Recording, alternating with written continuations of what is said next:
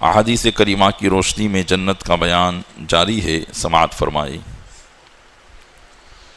وعن ابی سعید الخدری ان رسول اللہ صلی اللہ علیہ وسلم قال ان اہل الجنت یتراءون اہل الغرف من فوقہم کما تتراءون الکوکب الدری الغابر فی الافق من المشرق او المغرب لتفاضل ما بینہم۔ حضرت ابو سعید خدری رضی اللہ تعالیٰ عنہ سے روایت ہے کہ رسول اکرم صلی اللہ علیہ وسلم نے فرمایا کہ اہل جنت اپنے سے اوپر والے لوگوں کو بالا خانے میں دیکھیں گے۔ اہل جنت اپنے سے اوپر والے لوگوں کو بالا خانے میں دیکھیں گے، جیسے کہ تم مشرق یا مغرب میں نکلنے والے چمکدار ستارے کو ایک دوسرے کو دکھاتے ہو۔ چونکہ سماعت کیا تھا کہ جنت کے درجات ہوں گے اور مراتب بھی جنتیوں کے ہوں گے، ہر ایک کا مرتبہ برابر نہیں ہوگا، ان کے درمیان فضیلتوں کی وجہ سے کوئی سب سے اعلیٰ درجے میں ہوں گے، جیسے انبیاء کرام علیہم الرضوان، صحابہ اعظام، اولیاء کرام کوئی نچلے درجے میں ہوں گے، لیکن جنت کی یہ خصوصیت رہے گی کہ کوئی اعلیٰ درجے میں ہو یا ادنا درجے میں ہو، اسے کسی چیز کے معاملات میں کمی محسوس نہیں ہوگی۔ یہ ساری چیزیں دنیا میں ہے۔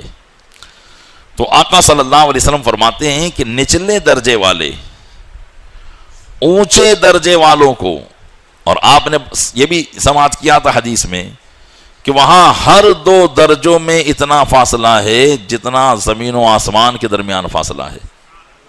جیسے زمین سے آسمان کتنا اونچا ہے، تو فرماتے ہیں کہ نیچے درجے والے جب اونچے درجے والوں کو دیکھیں گے تو وہ ایک دوسرے کو ایسے دکھائیں گے جیسے تم پورب پچھم میں نکلنے والے ستارے کو ایک دوسرے کو دکھاتے ہو۔ بھئی چاند نکلتا ہے تو چاند ہم دکھاتے ہیں نا نیچے سے کہ دیکھو وہ چاند ہے، وہ سورج ہے، وہ ستارے ہیں، جس طریقے سے ہم یہاں اس طریقے سے دکھاتے ہیں، فرمایا اسی طریقے سے نچلے درجے والے اونچے درجے والوں کو دکھائیں گے۔ مثال کے طور پر چونکہ اونچے درجے والے نیچے درجے والوں کو نظر آئیں گے اور جنتیوں کی نظریں بھی تیز ہوگی، ہر ایک جنتی، تو وہ جنتی نچلے درجے والا اونچے درجے والے کو دکھا کر مثال کے طور پر یہ کہے گا کہ دیکھو وہ رہے رسول اللہ صلی اللہ علیہ وسلم، وہ رہے حضرت صدیق اکبر، وہ فاروق اعظم، وہ عثمان غنی، وہ غریب نواز، وہ غوث پاک۔ تو یہ اس طریقے سے ان کو جو ہے دکھایا کریں گے، کیوں؟ لتفاضل بینہم، ان کے درمیان ایک دوسرے پر فضیلت ہونے کی وجہ سے۔ لیکن وہاں حسرت نہیں ہوگی، جیسے ہم یہاں سے چاند کو دیکھتے ہیں تو حسرت کرتے ہیں، ستارے کو دیکھتے ہیں تو حسرت کرتے ہیں، چاند کو دیکھ کر ایک حسرت اور بھی کی جاتی ہے، لیکن وہ ہر کوئی نہیں کرتا۔ چاند کو دیکھ کر ایک حسرت تو دنیا دار یہ کرتے ہیں کہ کاش میں چاند پر پہنچتا، ہے نا، یہ حسرت ہوتی ہے۔ لیکن ایک عاشق کی حسرت ہوتی ہے، اور وہ حسرت کیا ہوتی ہے کہ جب ایک عاشق چاند کو دیکھتا ہے تو وہ چاند کو دیکھ کر یہ سوچتا ہے کہ یہ چاند میں یہاں سے ابھی دیکھ رہا ہوں اور یہی چاند مدینہ منورہ سے بھی دیکھا جا رہا ہوگا، کاش میں چاند پر ہوتا تاکہ وہاں سے میں بھی مدینے والوں کو دکھائی دیتا، ہے نا۔ تو یہ ایک عاشق کی حسرت ہے۔ چاند ستاروں کو دیکھ کر کبھی کبھی اس طرح کا تصور بھی کیا کریں کہ یقیناً یہ چاند ستارے مدینہ منورہ میں بھی نکلے ہوں گے، اور یہی چاند ستارے مدینہ منورہ میں بھی گنبد خضرا کا اپنی نگاہوں سے بوسہ لے رہے ہوں گے۔ تو یہ ہے عاشق کی حسرت۔ تو جس طریقے سے دنیا میں یہ حسرت ہے، لیکن آخرت میں حسرت نہیں ہوگی۔ ہم ان بزرگان دین کو دیکھیں گے تو ایسا نہیں کہ صرف حسرت بھری نگاہوں سے دیکھتے ہی رہ جائیں گے، کیونکہ وہاں حسرت نہیں ہوگی، افسوس نہیں ہوگا، بلکہ جیسے ہی دل میں ارادہ آئے گا کہ ان کی بارگاہ میں پہنچا جائے تو وہ پہنچ جائے گا۔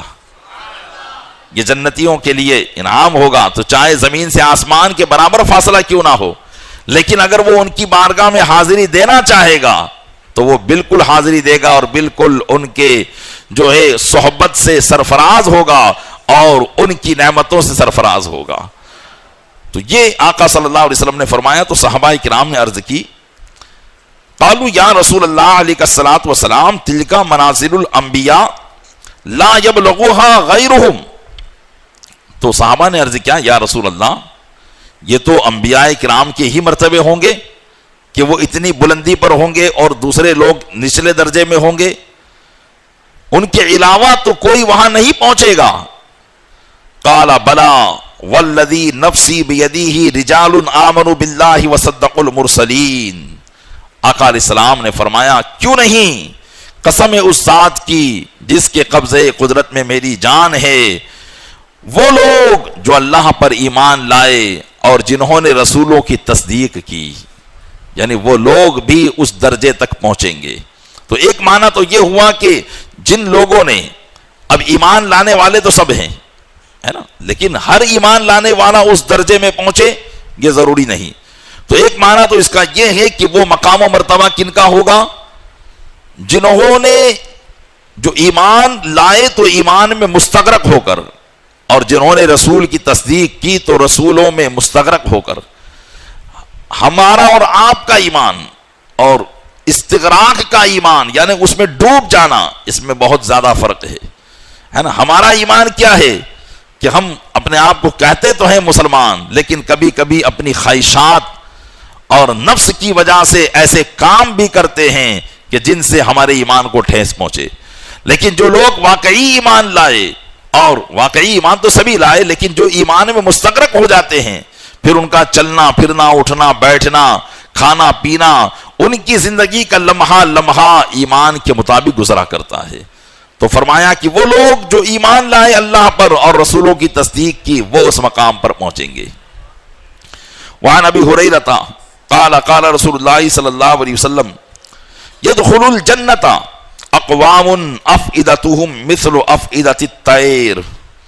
حضرت ابو ہریرہ رضی اللہ تعالیٰ عنہ سے روایت ہے، انہوں نے کہا کہ رسول اکرم صلی اللہ علیہ وسلم نے فرمایا کہ جنتیوں، جو لوگ جنت میں کون لوگ داخل ہوں گے، تو فرمایا کہ وہ لوگ جنت میں داخل ہوں گے جن کے دل پرندوں کے دل کی طرح ہے، جن کے دل پرندوں کے دل کی طرح ہے، وہ لوگ جنت میں داخل ہوں گے۔ یہاں جنتیوں کی دل کی مثال پرندوں کے دل سے دی گئی۔ جیسے پرندہ کہیں بیٹھا ہو، آپ ذرا سی وہاں حرکت کریں وہ کانپنے لگ جائے گا، پھڑ پھڑانے لگ جائے گا، ہاتھ لگائیں گے اڑ جائے گا، ڈرے گا، خوف ہوگا اس کے دل میں۔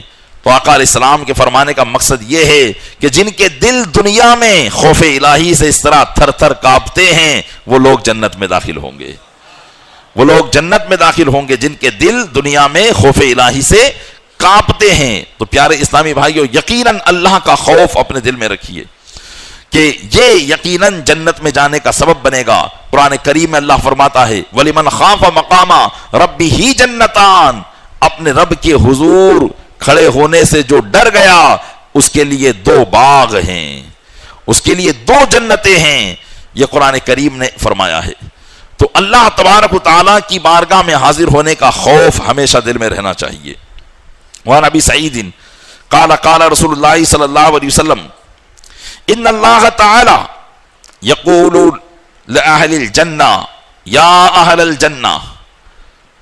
حضرت ابو سعید سے روایت کہتے ہیں کہ رسول اکرم صلی اللہ علیہ وسلم نے فرمایا کہ اللہ تبارک و تعالی جنتیوں سے فرمائے گا، جب سارے جنتی جنت میں چلے جائیں گے، اپنے اپنے مقام اور ٹھکانے پر پہنچ جائیں گے، تو اللہ تبارک و تعالی جنتیوں سے فرمائے گا اے اہل جنت، فیقولون لبیک ربنا وسعدیک والخیر کلہ فی یدیک۔ جنت میں جانے کے بعد سب کی زبان عربی ہو جائے گی، اب وہاں صرف ایک ہی زبان بولی جائے گی، وہ عربی، چاہے وہ دنیا میں عربی جانتا ہو یا نہ جانتا ہو، بلکہ مرنے کے بعد ہی عربی زبان ہو جاتی ہے. کافر کی زبان بھی عربی ہو جاتی ہے، مومن کی زبان بھی عربی ہو جاتی ہے، اور جنت میں بھی عربی زبان ہی بولی جائے گی. اور بعض علماء نے فرمایا کہ عربی زبان جنت کی زبان ہے، اور جہنمیوں کی زبان فارسی زبان ہوگی. وہ فارسی میں ایک دوسرے سے گفتگو کریں گے، کیونکہ عربی زبان اللہ کی رحمت کی زبان ہے، اور فارسی یہ غضب کی زبان ہے. تو فرمایا کہ وہ لوگ جب اللہ تبارک و تعالیٰ انہیں مخاطب کرے گا اور فرمائے گا کہ اے جنتی ہو، تو تمام جنتی کہیں گے، کیونکہ عربی میں جب کوئی آواز دے تو یہی کہا جاتا ہے لبیک لبیک وسعدیک والخیر کلہ یدیک. تو تمام جنتی کہیں گے ہاں ہمارے رب ہم حاضر ہیں، اور ساری نیک بختیاں اور بھلائیاں تیرے ہی قبضے قدرت میں ہے. جنتی یہ کہیں گے. فیقولو حل رضیتم، تو اللہ فرمائے گا کیا تم خوش ہو گئے؟ جنتیوں سے فرمائے گا حل رضیتم، کیا تم خوش ہو گئے؟ فیقولون وما لنا لا نرضى یا ربی وقد آتیتنا ما لم تؤتی احدا من خلقک. تو بندے کہیں گے اے مولا ہمارے لیے کیا ہے کہ ہم تجھ سے راضی نہ ہوں، یعنی کون سی ایسی وجہ ہے کہ ہم تجھ سے ناراض رہیں؟ ہم تو تجھ سے راضی ہیں، اور تو نے ہمیں وہ عطا کیا ہے جو اپنی مخلوق میں سے کسی کو عطا نہیں کیا ہے. جنتی کہیں گے کہ مولا ہمارے لیے سبب ہی کیا ہے تجھ سے ناراض ہونے کا؟ ہم تو تجھ سے راضی ہیں. قربان جائیں پیارے اسلامی بھائیوں، اس لفظ کی لطافت پر اور اس لفظ کے اظہار پر کہ مالک اپنے بندے سے پوچھے حل رضیتم، کیا تم خوش ہو؟ جبکہ بندے کی خواہش یہ ہوتی ہے کہ میرا مالک مجھ سے راضی ہو جائے. علماء فرماتے ہیں اس لیے دنیا میں اپنے رب کو راضی کرنے کی کوشش کر لو، دنیا میں اپنے آپ کو اپنے رب کو راضی کرنے میں لگا دو، تو پھر رب تم سے پوچھے گا کیا تم راضی ہو. قرآن کریم نے اس کو کئی مرتبہ فرمایا رضی اللہ عنہم ورضوا عنہ. ایسی پاکیزہ صفات اور ستودہ صفات لوگ بھی دنیا میں رہے جنہوں نے دنیا میں وہی کام کیا جس سے اللہ راضی ہو جائے. اللہ تعالیٰ کے محبوب صلی اللہ علیہ وسلم کے صحابہ، میرے آقا صلی اللہ علیہ وسلم کے صحابہ دنیا کے اندر وہ پاکیزہ صفات ہیں کہ جن کے بارے میں میرے رب نے فرمایا اللہ ان سے راضی ہے اور یہ اللہ سے راضی ہے. دنیا میں ان کو یہ خبر سنا دی گئی، دنیا میں یہ خوشخبری سنا دی گئی کہ اے محبوب ان سے فرما دو کہ اللہ ان سے راضی ہے. رضی اللہ عنہ کا معنی ہی یہی ہوتا ہے. ہم جو بولتے ہیں نا صحابہ کرام کے نام کے آگے حضرت ابوبکر صدیق رضی اللہ عنہ کیوں بولتے ہیں؟ کیونکہ اللہ نے ان کو فرمایا کہ اللہ ان سے راضی ہے. بلکہ حضرت صدیق اکبر کی شان تو بہت عرفہ و اعلیٰ ہے، بہت بلند و بالا ہے. اللہ تبارک و تعالیٰ نے تو خصوصیت کے ساتھ اپنے محبوب کی زبانی یہ پوچھوایا تھا کہ محبوب صدیق سے پوچھو کیا وہ مجھ سے راضی ہے. حضرت صدیق اکبر کی آنکھوں میں آنسو جاری ہو گئے اور عرض کرنے لگے مولا میں تجھ سے ناراض کیسے رہ سکتا ہوں، میں تو تجھ سے راضی ہی راضی ہوں. یہ ان کا مقام و مرتبہ ہے، جبکہ عام صحابہ کو اللہ تعالیٰ نے اپنی رضا کا مژدہ دنیا ہی میں سنا دیا ہے. اسی لیے قیامت تک جو بھی کسی صحابی کا نام لے گا وہ یہی کہے گا رضی اللہ عنہ، رضی اللہ عنہ، یعنی اللہ ان سے راضی ہے، اللہ ان سے راضی ہے. یہ اللہ تعالیٰ نے قرآن مجید میں ان کے لیے سنایا رضی اللہ عنہم ورضوا عنہ، اللہ ان سے راضی اور وہ اللہ سے راضی. اور فرمایا کہ یہ مرتبہ کس کو ملتا ہے؟ فرمایا ذالک لمن خشی ربا، یہ مرتبہ اس کے لیے ہے جو اپنے رب سے ڈر گیا، جس نے اپنے رب کا خوف دل میں پیدا کر لیا. یہ مرتبہ اس کے لیے ہے کہ دنیا ہی میں اس کے لیے مزدہ ہے. اس لیے وہ بزرگان دین جن کی بزرگی مسلم ہے، جو اگرچہ صحابی نہیں تابعی رہے، تبع تابعی رہے، اولیاء امت رہے، اور جنہوں نے کوئی کام ایسا نہ کیا جو اللہ اور رسول کی نافرمانی کا ہو، تو اس لیے اگرچہ پہلے کے لوگوں نے اس لفظ کو صحابہ کے لیے خاص کیا تھا، لیکن ان بزرگان دین کے نام کے آگے بھی رضی اللہ عنہ جوڑ دیا جاتا ہے، جیسے غوث پاک رضی اللہ عنہ، غریب نواز رضی اللہ عنہ. کیوں؟ اس لیے کہ یہ بھی وہ ذات ستودہ صفات تھیں کہ جنہوں نے اپنی پیدائش سے لے کر اپنی وفات تک کوئی ایسا کام نہ کیا جس سے اللہ تبارک و تعالیٰ ناراض ہو جائے. تو ان لوگوں نے اللہ کو راضی کرنے کا کام کیا، اللہ تبارک و تعالیٰ نے ان کے لیے مزدہ نازل فرما دیا. اور عام جنتیوں کے لیے، کیونکہ عام جنتی جب جنت میں پہنچ جائیں گے گناہوں سے دھل کر پاک و صاف ہو کر، اور پھر اللہ تبارک و تعالیٰ ان کو نعمتیں عطا فرمائے گا. دیکھیے اصل تو یہ ہے کہ بندہ تکلیف میں بھی اپنے رب سے راضی رہے. اصل یہ ہے دنیا کے اندر اپنے رب سے راضی ہو جانا. یقیناً جنت میں تو ہم راضی ہو ہی جائیں گے اس کی نعمتوں کو دیکھ کر، لیکن دنیا میں تکلیف پر راضی ہونا، تکلیف پر راضی ہونا. ایک واقعہ میں نے پڑھا تھا کہ ایک بزرگ ایک جگہ سے گزرے، وہاں اللہ عز و جل کی خوف و خشیت پر تقریر جاری تھی، اور ایک مقرر تھے جو لوگوں کو اللہ کا عذاب سنا رہے تھے کہ یہ کرو گے تو یہ عذاب ہے، یہ کرو گے تو یہ عذاب ہے. تو بزرگ وہاں رک گئے اور انہوں نے لوگوں کو اپنی طرف مخاطب کیا اور کہا کہ اے لوگوں، اتنی سب باتوں میں نہ پڑو، بس قیامت کے دن کے لیے 2 سوال کے جواب یاد کر لو، 2 سوال کے جواب یاد کر لو. لوگوں نے کہا حضور بتائیے وہ کیا 2 سوال ہے؟ فرمایا اللہ تعالیٰ یہی بات پوچھے گا، من کرابودی، تو کرابودی. اللہ یہی پوچھے گا کہ میں تو تیرا تھا، یہ بتا تو کس کا تھا؟ میں نے تو ساری کائنات کی نعمتیں تیرے لیے پیدا کی تھی، اور جنت میں نعمتیں بھی تیرے لیے پیدا کی ہے، اور دنیا میں تو جانے کے بعد کس کا ہو گیا؟ تو نے کس کا کہا مانا اور کس کا نہ مانا، اب تو خود غور کر لے. تو پیارے اسلامی بھائیو، یقیناً اللہ تبارک و تعالیٰ تو ہم پر مائل بکرم ہے، وہ اپنی نعمتوں کو نازل فرماتا ہے، لیکن کبھی آزمانے کے لیے تکلیفیں آتی ہیں تو اس وقت صبر کر لیا جائے.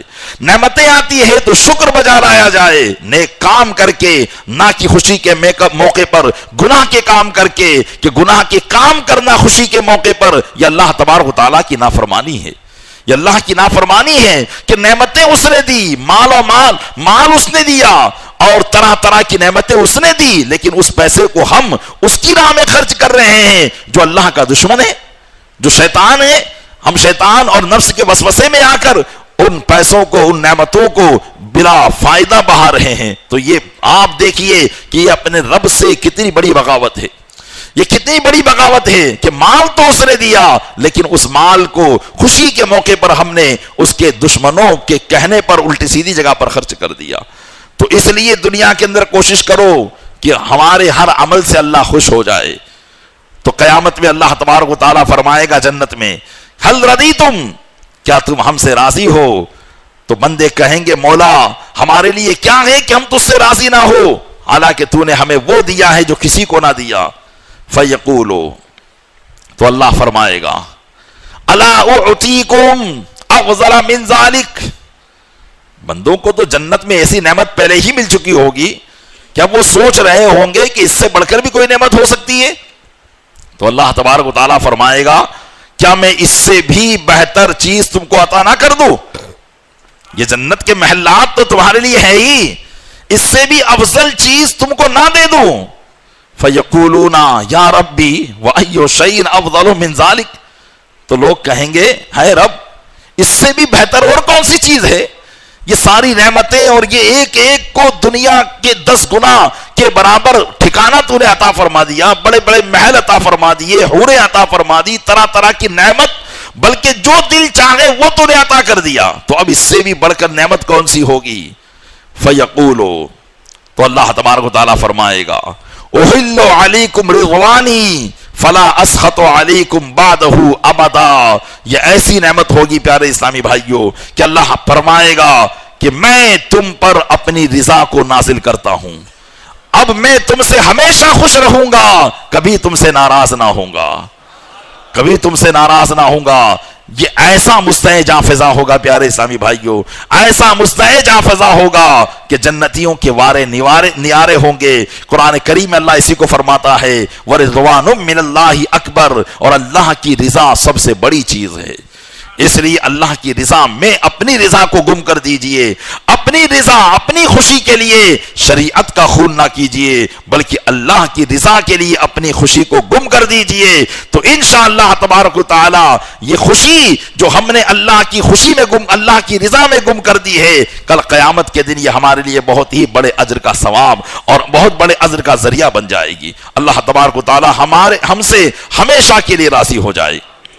وعن ابی ہریرہ ان رسول اللہ صلی اللہ علیہ وسلم قال ان ادنا مقعد احدکم من الجنہ ان یقول له تمنا. حضرت ابو ہریرہ سے روایت ہے کہ رسول اکرم صلی اللہ علیہ وسلم نے فرمایا کہ تم میں سے سب سے ادنا درجے والا جنتی، جو سب سے ادنا درجے والا جنتی ہوگا، تم میں سے سب سے ادنا درجے والا جنتی جو ہوگا تو اللہ تبارک و تعالیٰ اس سے فرمائے گا کہ تمنا کر، تو وہ تمنا کرے گا اور تمنا کرے گا. فَيَقُولُ لَهُ هَلْ تَمَنَّيْتَ، تو اللہ تعالیٰ اس سے فرمائے گا کیا تو نے تمنا کی، آرزویں کی، خواہشات کی؟ فَيَقُولُ نَعَمْ، تو وہ شخص کہے گا کہ ہاں یا رب.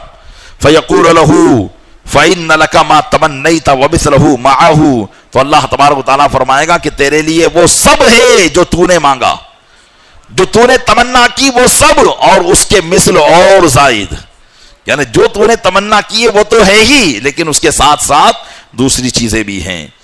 اسی طریقے سے ایک اور حدیث حضرت عتبہ بن غزوان سے روایت، انہوں نے کہا ذکر لنا ان الحجر یلقى من شفت جہنم فیہوی فیہا 70 خریفا. دیکھیے اعمال صالحہ پر تو اللہ کی کیسی نعمتیں ہیں، لیکن اس کا دوسرا رخ بھی سماعت کریں. حضرت عتبہ بن غزوان سے روایت ہے، کہتے ہیں کہ ہمارے درمیان ذکر چھڑا اس بات کا، یعنی جہنم کا ذکر چھڑ گیا. آقا صلی اللہ علیہ وسلم نے فرمایا کہ ایک پتھر جو جہنم کے کنارے سے پھینکا جائے، ایک پتھر جو جہنم کے کنارے سے پھینکا جائے تو وہ 70 سال میں اس کی زمین پر جا کر گرے گا. اتنا اونڈا ہے جہنم، 70 سال میں اس کے اندر جا کر گرے گا. لیکن کہہ رہے ہیں لا یدرک لہا قعرن، لیکن وہ اس کی تہ کو حاصل نہیں کر پائے گا. کہ 70 سال بھی، پیارے اسلامی بھائیوں، اگر آسمان سے زمین تک پتھر پھینکا جائے تو صبح سے شام تک زمین پر آ جائے گا. لیکن جہنم کی گہرائی اتنی ہے کہ 70 سال تک بھی وہ پتھر جاتا رہے گا، تب بھی وہ اس کی تہ کو نہیں پائے گا. اور اللہ نے کیا فرمایا ہے قرآن کریم میں؟ فرمایا لَأَمْلَأَنَّ جَهَنَّمَ، ضرور میں جہنم کو بھر دوں گا. اتنا اونڈا جہنم بھرا جائے گا. لَتُمْلَأَنَّ، اور اللہ نے فرمایا کہ قسم خدا کی یہ جہنم بھرا جائے گا، قسم خدا کی یہ جہنم بھرا جائے گا. تو آپ غور کر لیں کہ جہنم ضرور بھرا جانا ہے. اور قرآن کریم نے فرما دیا کہ جہنم اس سے بھرے گا جو شیطان کے پیروکار ہیں، جو شیطان کی پیروی کرنے والے ہیں، جو کافر ہیں. اور گناہوں کی نحوست کبھی کبھی ایمان کو برباد کر دیتی ہے. اس لیے مسلمان ہونے کے باوجود آدمی یہ نہ سمجھے کہ ہم تو جنتی ہے، بلکہ ہر وقت اپنے ایمان کی فکر میں لگا رہے. تو یہ دیکھیے اللہ کے غضب کا معاملہ، لیکن اس کی رحمت کا معاملہ کیا ہے. حضرت عتبہ بن غزوان کہتے ہیں وَلَقَدْ ذُكِرَ لَنَا، اور ہمارے لیے یہ بات بھی ذکر کی گئی کہ مَا بَيْنَ مِصْرَاعِينَ مِن مَصَارِعِ الْجَنَّةِ مَسِيرَةُ 40 سَنَةً وَلَيَالِينَ، وَلَيَأْتِيَنَّ عَلَيْهَا يَوْمٌ وَهُوَ قَضِيضٌ مِّنَ السِّحَامِ. فرمایا کہ جنت کا تذکرہ بھی چھڑا تو کہا کہ جنت کی 2 چوکھٹوں میں سے 2 چوکھٹوں کے درمیان 40 سال کی مسافت ہے. جیسے یہ دروازے ہیں، کہہ رہے ہیں جنت کی کئی چوکھٹیں ہیں، ان چوکھٹوں میں سے ہر 2 چوکھٹ کے درمیان 40 سال کی مسافت ہے. اتنی چوڑی اللہ تبارک و تعالیٰ نے جنت میں داخل ہونے کی جگہ بنائی ہے. اس کی رحمت اتنی وسیع ہے. پھر بھی آقا علیہ السلام فرماتے ہیں، حدیث پاک صحابہ اکرام ذکر کرتے ہیں کہ ایک دن اس پر ایسا آئے گا کہ جنت کی چوکھٹیں تو اتنی ہیں، اتنی چوڑی اور وسعت والی ہیں، لیکن ایک دن ایسا آئے گا کہ وہ ازدحام کی وجہ سے چرا جائے گی، چڑ چڑ بولے گی. ازدحام کی وجہ سے لوگوں کا ازدحام جنت میں داخل ہونے کے لیے ایسا ہوگا. تو پیارے اسلامی بھائیوں، رحمت بھی اس کی ہے اور غضب بھی اس کا ہے.